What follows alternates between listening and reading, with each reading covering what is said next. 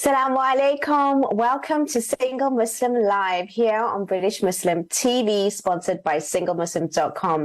A very great evening from all of us here on British Muslim TV. We want to welcome all of you wherever you're streaming, whether it's on Sky, Channel 752, Facebook, Twitter. We really do appreciate you participating, tuning in, supporting us. We love the fact that you engage with us and have all of your questions and emails answered. And obviously the show continues only because of you. Well, there's no different tonight, and we have an amazing topic. And obviously, if you want to join in the conversation, you are more than welcome to do so by calling in live to the studio on 01924231083. Please do ask the bill payer's permission, as standard network rates do apply. However, if you want to message me anonymously and for free, you could use our WhatsApp service, and that number is 07585835150. Make sure that you do call in and send in your questions, as we have an amazing guest tonight all the way from Toronto in Canada to answer any of your queries with regards to our topic being in your power as a female, as a Muslim woman, right? So we have a huge topic going around with regards to masculinity, femininity, and being Muslim, the values. So there's so much to discuss, and I just can't wait. Please do help me welcome our wonderful guest tonight, Sadia Khan. Assalamu alaikum. Wa alaikum assalam wa rahmatullah. How are you? I am excited, extremely excited to have you today. And I love your content. I love what you stand for. But before I say anything else, I'd love for you to introduce yourself to all of us here tonight.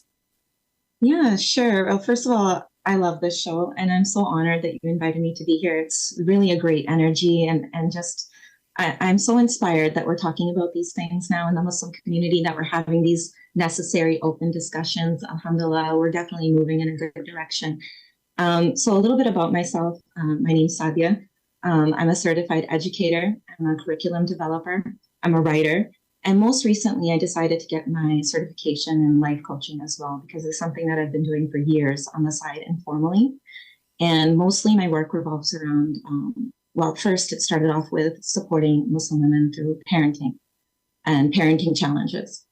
And then it quickly, as we peeled back the layers, it went into talking about marital support and even divorce support, right? And as I engaged in that work, I started seeing some patterns. I started seeing some needs in our community. I started seeing that we weren't necessarily serving Muslim women in accordance with Islam, and that we had mixed in cultural baggage with what our religion teaches us, and we were hurting ourselves. So that's what my work is, faith-based. I can't untangle myself from that, and it's about strengthening Muslim women from the inside out so that they can deal with life's challenges from a position of empowerment and not like a victim mentality. I love that. I absolutely love that. And how prevalent is this topic right now?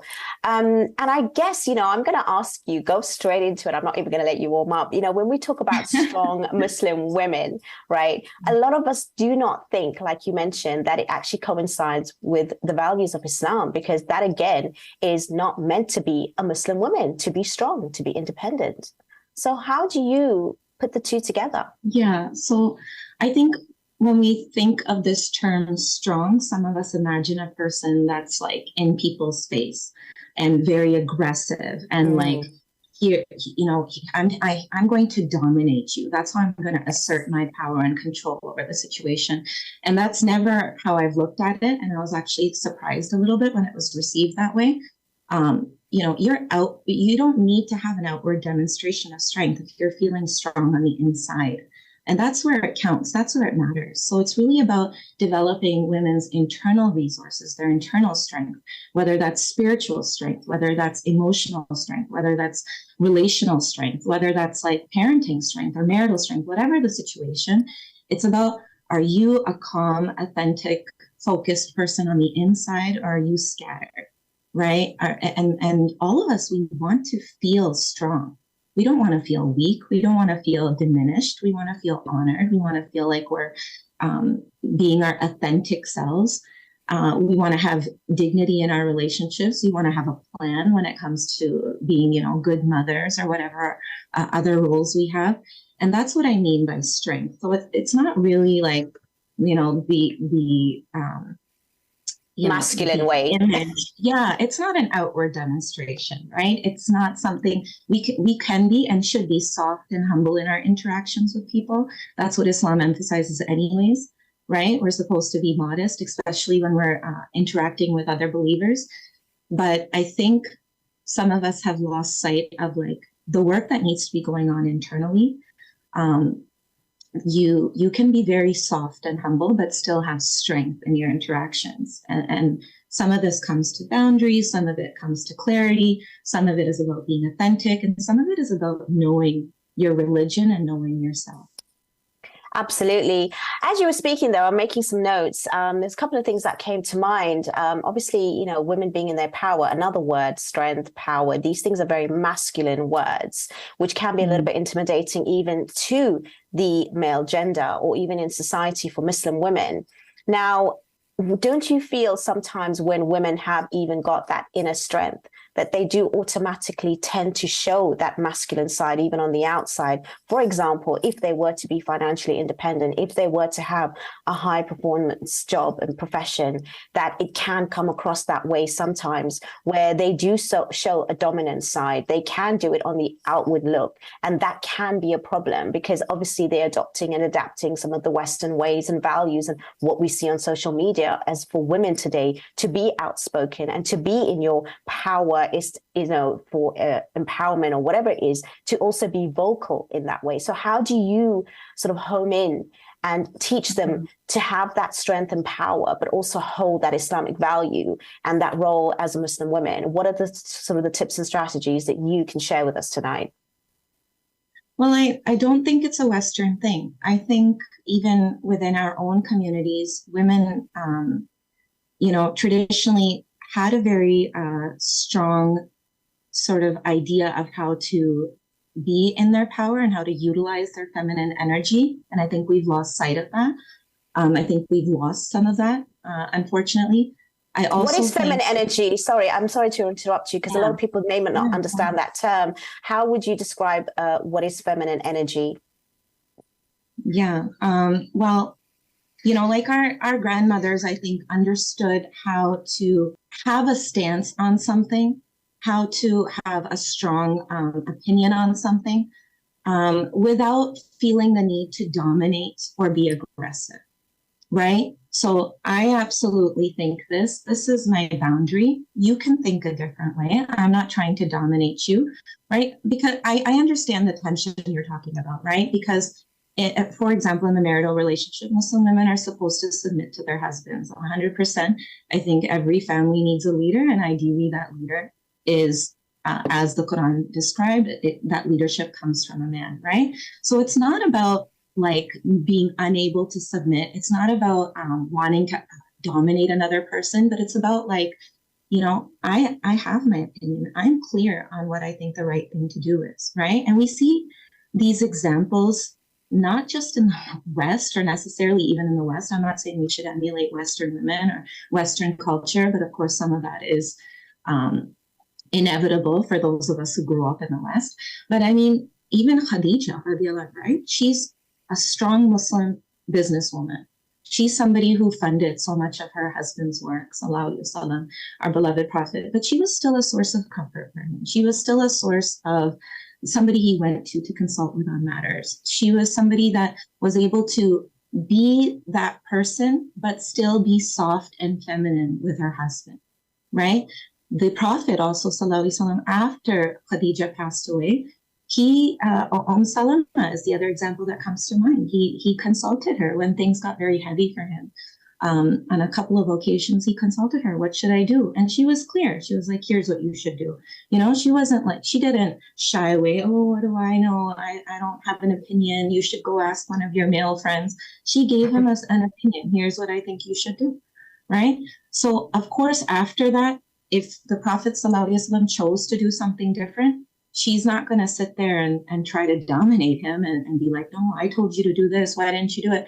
But there is that clarity and that authenticity and that understanding, like that I'm able to have an opinion. I'm able to have a stance, and that stance can be rooted in something. It's something that I think we've lost sight of. Either we want to be dominating or we want to be completely submissive. And there's a wise spectrum in the middle of how we can better navigate these relationships. Absolutely, wonderfully explained. I'm glad we are talking about this. I mean, again, asking all these questions and saying certain things is obviously my job to be playing devil's advocate, as we are having such a huge and wide audience that, you know, I'm trying to listen to what they might be thinking and saying. So I'm going to obviously put it out there for you. Again, do you feel, because I do get a lot of clients myself, you know, through the show, emailing, and whether it's male or female, with regards to women's roles and genders that have changed nowadays, and women have really stepped up in the career, in the job market, in, you know, in the education. And it's really such a huge sort of like change, whereas men are kind of similar and they're maybe even sometimes lacking. And you do find that a lot of women feel that, you know, there's not enough men that even can match them. And, you know, the usual case is, you know, women want to marry their level or above. And with men, it doesn't really matter. And usually it is kind of like, you know, a lower sort of like standard. And they don't mind where she works, what she does. And, you know, it doesn't have to be in a particular way. In fact, they prefer it. But now it's very hard for men to find women who are less educated than them, less money making than them, less professional than them. And do you think that can be an actual problem in the community, or is it cultural, or is it Islamic? And I know you mentioned the time of our Prophet and Khadija as well, alayhi salam, but at the same time, in reality, it is very difficult for a man to accept that, or for a woman to accept someone who is below. And that's why there's also a delay in marriage because of this. Do you find the same sort of thing, issues that are now reoccurring? And forget the divorce, but the fact that women are not even, you know, choosing men because they don't find them at the same level as them. Oh, yeah, absolutely. I see it all the time. I think women are having a really hard time finding suitable partners. And, you know, in a lot of cases, they either feel the pressure to settle, or they feel as if they're just going to be resigned to a life of being single. And by the way, being single, there were people, I mean, marriage is, of course, emphasized in our religion, but if you're not able to marry, and there's lots of reasons people aren't, like, we shouldn't be excluding. I think that's a very hot topic, but you know what, before you go into it even deeper, because I've actually opened up, you know, something a little bit more that we're going to discuss after the break, and we're going to be actually coming back. And that's a really hot topic to sort of continue when we come back in. Please stay with me and we will be back in a few moments. See you shortly. Salam.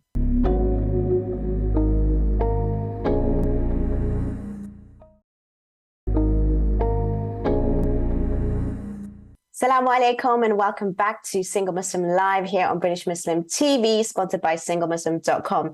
Again, having such an interesting conversation and such an amazing one with my lovely guest tonight, all the way from Canada. We have Sadia with us. Before the actual break, we were talking about women in their power and how Muslim women are not generally seen to be as powerful and having strength and having these kind of abilities, because it's associated with the masculine side of, you know, having those traits and having those characteristics, personalities. But obviously the roles have changed, and people have evolved in the Muslim community, especially women, with regards to their education and their careers. And sometimes it's actually intimidating for men, and it's even causing problems to say that women are, you know, Muslim women are not actually in line with their Islamic values and roles, because they actually have these careers, these jobs, and this sort of power, so-called strength and power. And we've clarified that beautifully, as Sadia has mentioned, that we can still have these positions and have these roles, but at the same time, we know what it means if we are in line with our faith and knowledge. And also before the break, we were discussing as well, Sadia, you were obviously going into that. Unfortunately, I had to interrupt you, but please do continue with that, because we do find a lot of women that are finding it very difficult to choose spouses that are in line with them in the education. Do you think it's because women are raising really high, or do you think men are not stepping up, or do you think that they also need to step up? What is the actual issue that's happening? Because there's a lot of women out there. Do you think they need to hold themselves back now? Because that's what, you know, some men are saying, you know, they shouldn't, Muslim women shouldn't have these careers. They should concentrate on families. They shouldn't be, because they're not actually choosing to get married. Do you think that's stopping them? If they're having a career and choosing education, is it stopping them from actually even, you know, getting that potential spouse? I mean, it's not just men saying it. You'd be surprised, or maybe you wouldn't because you're well in tune with the Muslim community. But a lot of women also advocate for don't get educated, don't ever have a career. Really? you're going to really undermine your family dynamic. Here's the thing. Everyone should marry someone with whom they feel compatible. So if you're a man who is not going to be comfortable with this sort of dynamic, you should not put yourself in a situation where you are going to be in that dynamic. Similarly, a woman shouldn't put herself in a situation with a man who's trying to get her to act one way, whereas she would like to move her life in a different direction. And in a lot of the marital work we do, we see this constant push and pull, this tug of war. And when you really ask both sides, they're like, yeah, I knew this about this person, right? So some of this is just self-awareness work. Like, who am I? What do I want? What's my vision for life? What kind of partner would actually benefit me? What kind of partner would add strength to my strength? And I think that's a question both women and men need to ask themselves and be really clear about that. And if you're not clear about that, perhaps you're not ready to be married. It's as simple as that, right? Because there are men who are going to be very uncomfortable with this sort of notion. And now, so that's one kind of situation. Another situation is a man who would like to be with a sister like that and simply doesn't have the tools. And so he was raised a certain way. He saw his mom doing absolutely everything around the house. He saw his mom slaving away in the kitchen, or he saw his mom doing all of the child rearing.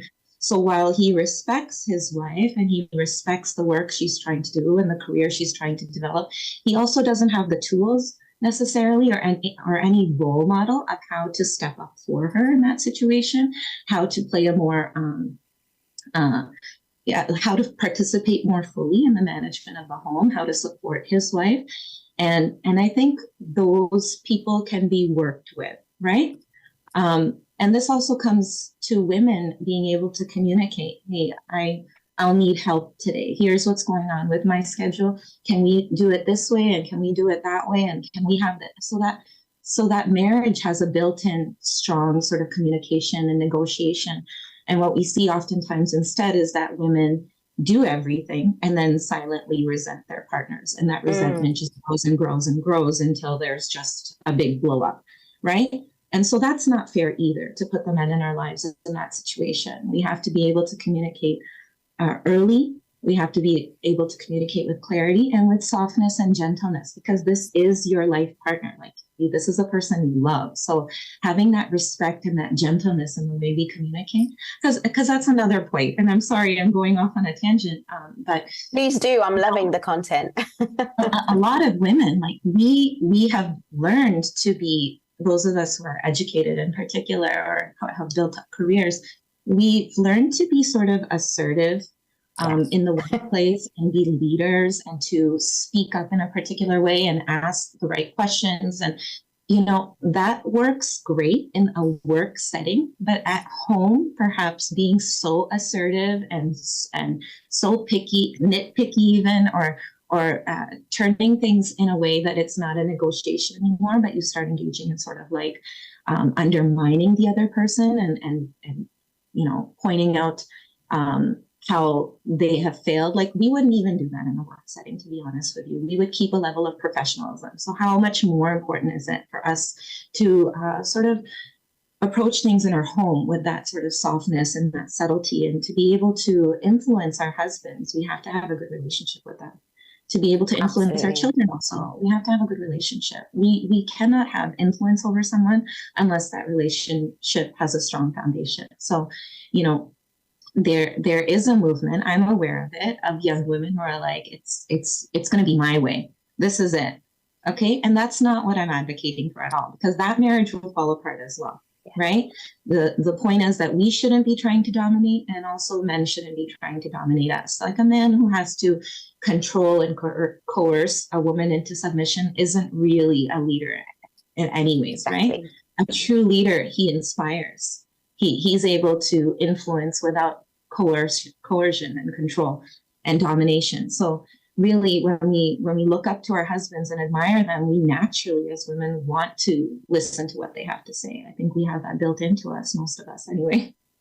I think you have really answered that absolutely beautifully, and bringing up some really, really important words about, being an influencer instead of just sort of being dominant. And even if you have that kind of ways of being at work, it does come with respect. And there's this assumption that if women are at work and they're in powerful positions, that, they are aggressive, and then they have to be like that at home and they'll bring it home. Well, actually at work, you can't even be aggressive. That's a very good point, actually. There has to be a level of professionalism and, respect. So, people that think that women are at work being aggressive is not necessarily the right way anyways. But if they are very sort of assertive, like you said, that sort of aspect does need toning down when they do bring it home and speaking to their partners. And even for men, for them to even have that sort of like leadership role and that dominant way and maybe the final say doesn't mean that they are also going to be, again, forcing. And you said it's more about inspiring. So I think those words are key to what you have mentioned in a relationship, which is absolutely beautiful. And I think more people need to hear this, because I think we're using terminology and picking out, verses from the Quran, which is in Arabic, and we translating it in English in words that we're not actually giving justice to. And it's misrepresenting what our values and what men and women's roles really are, is to alliance and support and be teams, and for each other, not against each other. The other thing is part of this. Sorry, go ahead. No. Please carry on. Part of this is also just not knowing our religion, right? Yes, like, so we bring 100%. All these cultural scripts into our marriage. Yes. And if we reject our back home cultural scripts, then we take on a Western cultural script. And so neither script is actually effective. Like, the script we should follow is the script laid out by the one who knows us, the one who has the deepest, most intimate knowledge of how we operate psychologically, and that is Allah subhanahu wa ta'ala. So, the Quran and the Sunnah of the Prophet do prescribe several guidelines in terms of how men and women should relate to one another. And a lot of us ignore those guidelines. I'll give you one example.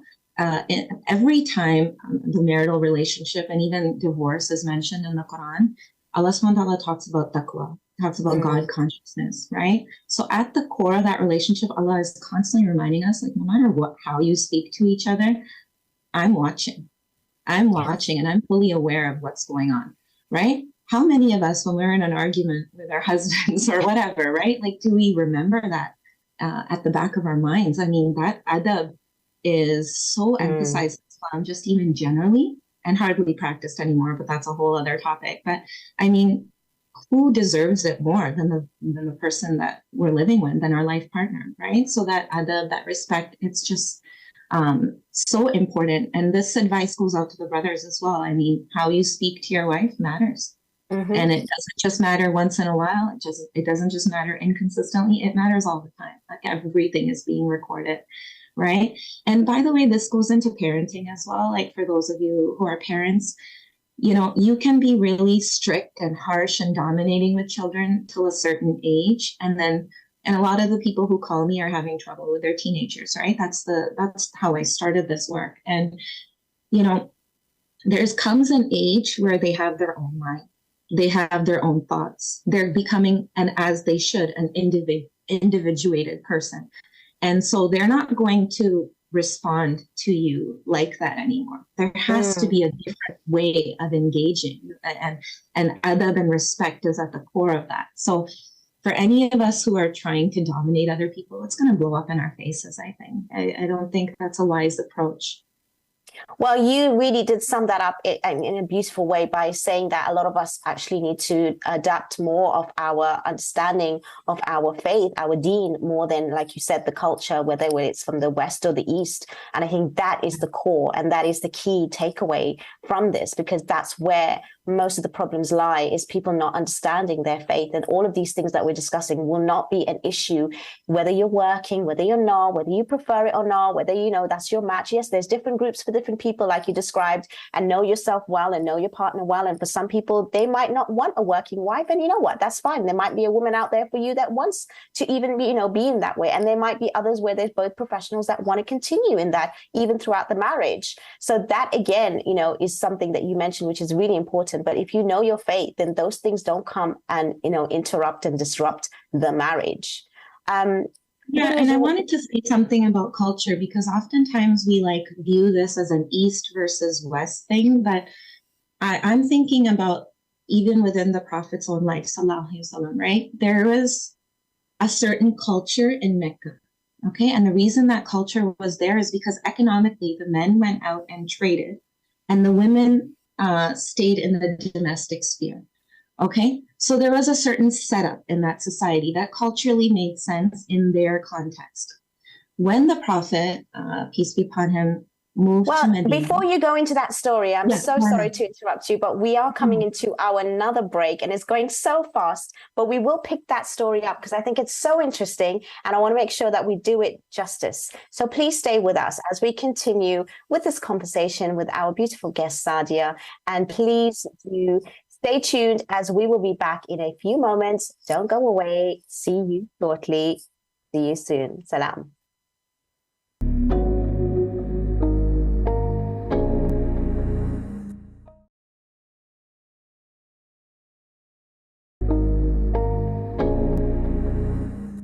Assalamu alaikum. Welcome back to Single Muslim Live here on British Muslim TV, sponsored by SingleMuslim.com. I'm talking so fast only because I'm just can't wait for my guest to speak again. She is absolutely brilliant. And if you actually just call us now, make sure you save, you watch, you rewind, and you take notes because she's actually simplified so many things that we are confused about today. And she's made it so easy for us to actually move forward in our relationships. And I'm so pleased and honored to have her today. So before the break, we were talking about the cultural differences. Please go straight into the story that you were about to tell us, Sadia. Yeah, so I was saying Meccan society was organized a particular way economically, where the men would go out and trade and the women would stay home and be responsible for the domestic sphere. And that definitely reflected in how women were in that society, right? And it affected things culturally, as it would. Now, when the Prophet, peace be upon him, migrated to Medina, Medina was a completely different setup. Medina was a farming community. So in Medina, women were much more involved in the economics of running their families, right? You can't run a farm by yourself. It's all hands on deck. Everybody has to be involved. So because of this, they had developed a different culture, a different mindset. Right? And women were much more outspoken. They were much more assertive. So right from Mecca to Medina, which is hardly any kind of geographical distance in today's world, there was a marked cultural difference in how women behaved and interacted. Now, the Prophet ﷺ didn't go around saying, oh, you Medinan women, you're such a problem. Absolutely not. Quite the opposite. These women would come and ask the Prophet questions about their deen.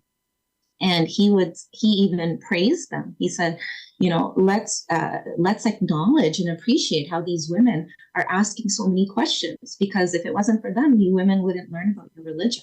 So he appreciated that curiosity and that outspokenness amongst the women in Medina, because the Meccan women were very shy, right? The other thing is some of the companions complained, like that, you know, our wife used to obey and listen to us, and now she has her own opinions because, you know, they're learning these things from the Medinan women and how to, you know, have an opinion and speak back to your husband and this and that. I mean, this was a legitimate conversation that happened. So you can see that, and at no point did the Prophet say, oh, you shouldn't be like that, right? Sallallahu Alaihi Wasallam. He was like, this is a cultural difference. And he helped the men in the community adjust to the cultural difference, right? He didn't chastise the women. So in the same way, when so many of us have moved to the West, or our parents or our grandparents moved to the West, there's going to be some differences between how things happen back in the village in Pakistan, or how they happen back in Bangladesh, or wherever your family's originally from, and how they're happening in the West. And we have to adjust to the cultural context and the reality we are in. We cannot keep trying to hold on to something that no longer exists. And by the way, it's almost like a time capsule too, because those communities evolve in time. So let's take Pakistan, for example, right? Pakistan itself, it evolves as the decades go on. The culture evolves, people change. But if our parents left, for example, in the 60s, they bring 1960s Pakistan to England or to Canada. And then they're operating in that time capsule, and then they want Yes. their children to operate in that time capsule. And it doesn't make sense because Pakistan itself has changed, and now you're not in Pakistan. You're in a completely different part of the world. So we have to adapt within the parameters of our religion, of course, always. We have to adapt to whatever culture we're in. And that's the beauty of Islam, by the way. The fact that Islam has been able to thrive, not just survive, but thrive in a variety of times, cultures across the world, from one corner of the globe to next, is a testament to its strength, right? And to be part of something so beautiful that is able to adapt according to whatever society it lands in. I think that, we've got our answer right there. Again, so beautifully explained, and such an important point that you made with regards to the cultures. And it's so true. People that have immigrated, they sort of keep to that time in, like you said, in a capsule, and they don't evolve, and they go back, and even they will find their own families probably back home are much more Western than they're living in a Western country, because they've kind of kept those roots, being so afraid, understandably, that they're going to lose, what they've left behind. So I guess there's also that kind of mindset for it. But again, it is damaging, because then you find the gap so much wider between, the current generation and your parents' generation, and it doesn't really serve either way.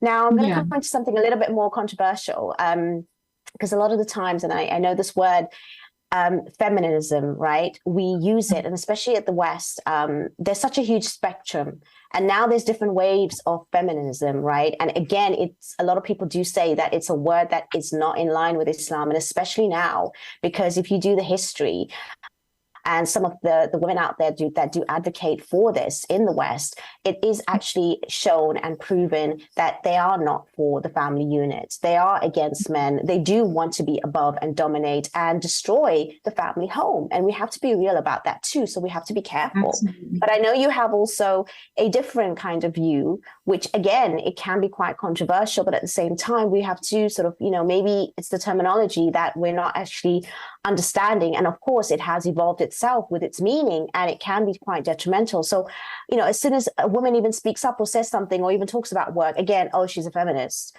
To a certain extent, that is not true either.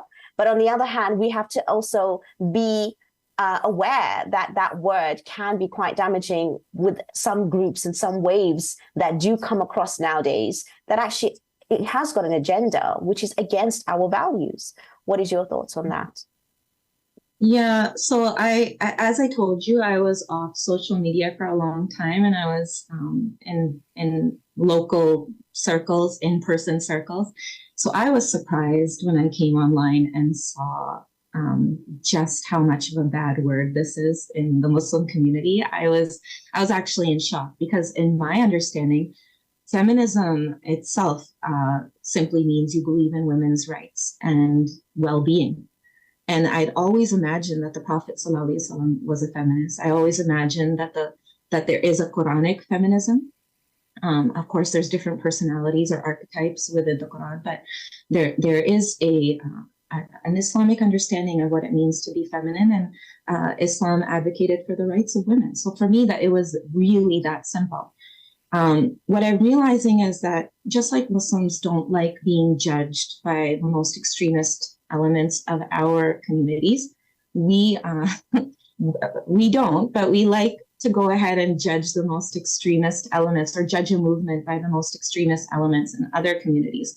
So there are lots of different movements within feminism, as you mentioned. It's an ongoing conversation. And there's going to be people who are at the extreme ends of the spectrum of debate or discussion. And we tend to hold that as representative of the entire movement, unfortunately. And so just like we don't want people judging us by what's going on, well, I don't want to get political, but, we don't like people thinking, oh, look at those extremist Muslims, and then latching on to the most extreme of us, and we're always like, well, what about all the moderate perspectives within Islam? Well, what about all the moderate perspectives within other movements? And the reason this bothers me so much is we have so much to offer on the position of women. We have so much to offer on the psychology of women. But when we just reject the conversation, we're actually disengaging from the discussion. We're not saying, here's the Islamic perspective, and here's what we have to offer. We're saying feminism, I don't want to talk to you, and we're just like completely shutting ourselves out of that conversation as if we have nothing to offer. We have tons to offer. So, of course, within the broad spectrums of Western feminism, there's perspectives that we don't agree with. Like, for example, the displaying of bodies being a source of female empowerment. But we have our own understanding. We think covering offers a degree of empowerment. So we can talk about that, and we can be open about that, and we can give evidence. We have plenty of evidence, right? But there are some things that are good. Like, for example, when we talk about the discussion on whether women should work or not, we're coming from a place of privilege. Some women don't have the option. They have to work. If their families are going to run, they have to work, right? So if I have to work, or even education, like in other countries where they are not having that education, and we get it so easily and freely here as well. It's the same thing. Yeah. Absolutely. Right. So like, if I have to work, and suppose then that I become pregnant and I have a baby, like I don't know what the laws are in the UK. I think they're similar to Canada. We have 1 year of paid maternity leave. Okay.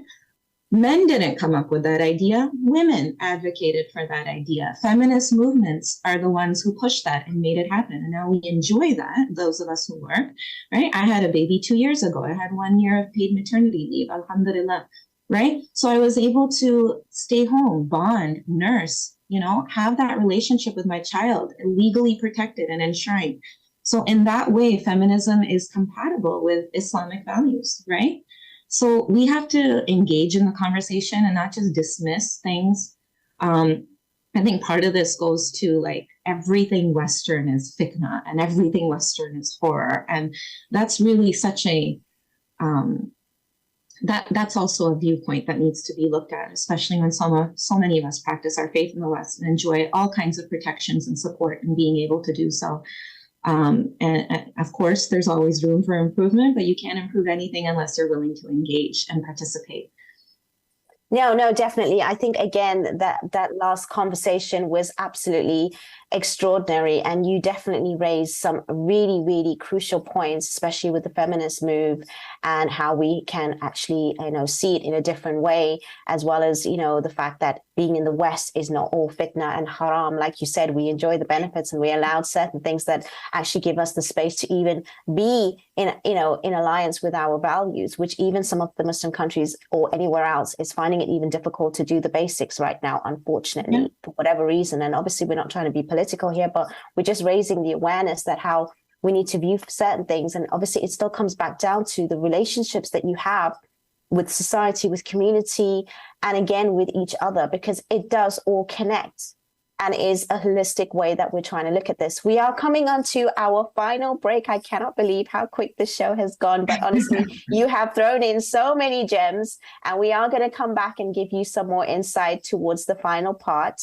in a few moments. Please do stay tuned. If you have any questions, make sure you do send them through to me on the WhatsApp service or call in. It would be great to hear some of your voices and share your thoughts. I can keep you anonymous. That's not a problem. The numbers are going to remain throughout the show, and we do have some time left, but please don't go away, as we are going to come back with the final part in a few moments. Please stay tuned, and inshallah, we will continue this conversation in a few moments. I look forward to seeing you after the break.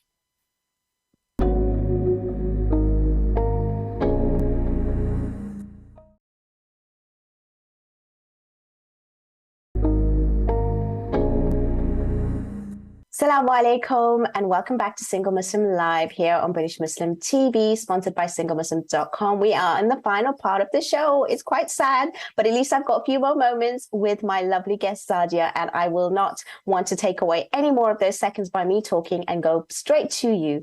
So Sadia, let's talk a little bit more about, the sort of things that you want to sort of end the show in a way, but give your thoughts, because I think, everything you've said has been absolutely amazing and wonderful. So you take it away. Thank you so much. Yeah, I guess doing this life coaching work for a number of years now and providing women support in their marriages and parenting and through divorce, I've realized like a lot of us, unfortunately, we just think suffering and oppression are normal. I know when I was growing up and before I knew too much about Islam, I almost thought Islam encourages suffering and oppression for women. I really did, based on what I saw in my community. Alhamdulillah, not in my home, but in my community. And I thought it was normal, and it made me kind of resist my faith because I was like, what kind of religion would teach that? And only when I started learning about Islam and what the Prophet ﷺ actually taught and the honor and dignity given to women in the Quran, I was like, wow, this isn't at all what I grew up seeing, right? And I think one of the things that I have to constantly tell women, and if any women are watching, this is the thing I'd like you to know as well, that oppression or suffering, these are not like constant suffering. These are not befitting of a believer. That's not our expected condition. If we find ourselves in a difficult situation, and of course we will, because Allah subhanahu wa ta'ala will test us, we should do what we can to rectify it without assigning blame. If we can't rectify it, we should work towards accepting it and changing our mindset towards it. But life is infinitely harder when we become really attached to our suffering, or wallow in our pity, or start thinking that we should just put up with oppression because that's Islam, right? And it's not Islam. Oppression is not allowed in our religion, for men or for women. And I think that's a message that needs to be heard, because a lot of women are in horrific scenarios. In that as well, like so many of us, we're just spending our time living for other people. We're living our lives on autoplay. So a much better life awaits on the other side of a little bit of mindful and intentional creation. So that's the other message that I want women to take away from this. I mean, strong living, being a strong Muslimah, and it requires, being on your game, absolutely. Getting yourself educated, working if that's something you'd like to do, not working if that's something you'd like to do, and finding a spouse that would be compatible, of course, and supportive to your choices, and you're supportive to his choices as well, but also incorporating time for self-care, time for reflection, time for growth, time for silence, time for rest. These are not luxuries, but necessities. And so many women just sort of ignore this aspect, right? And we're just constantly on like a hamster on a wheel, and then we burn out, and we're full of resentment towards the people around us. So I think knowing, again, it comes back to self-awareness. I think it comes back to knowing Islam, what it really advocates and teaches, and to really offer ourselves the love and the care and the respect that we'd like to get from others, to offer that to ourselves first. Beautiful. Thank you for sharing that. It's really inspiring, actually, even just, you putting across some of your own sort of personal experience and why. And a lot of women, they do what they do because, they've gone through a challenge and a journey themselves. So that is very inspiring. The other thing I know that you mentioned, I think we talked about it before, is the fact, how Muslim women need to know it's not just about being feminine and knowing your responsibility, but actually knowing your rights, because with responsibility is knowing your rights and actually not being afraid to say it. So, how could you elaborate and teach women about that too? Because even though it's part of your deen, some of them are quite shy to even ask about their mahar, or, what are these conversations are like? They might be afraid they're going to lose that spouse and that potential spouse or whatever it may be. But how important is this at the very beginning of the conversation or the relationship? Yeah. So, I mean, how many of us have even looked at our marriage contract in any kind of depth, right? I mean, marriage is a contract, and so many of us just avoid those difficult conversations. Those things you're avoiding become massive problems later. You should be able to have those conversations. If you're judging somebody for compatibility for a lifelong partnership, you should be able to have difficult conversations with them. And when women are young, we're advised, or unmarried, we're advised to have a wali present, because we don't necessarily know our own interests, or we don't know what's best for us. And so Islam provides additional protection in that respect, because it's like, okay, and for a woman who can't advocate for herself, she should be advocated for, right?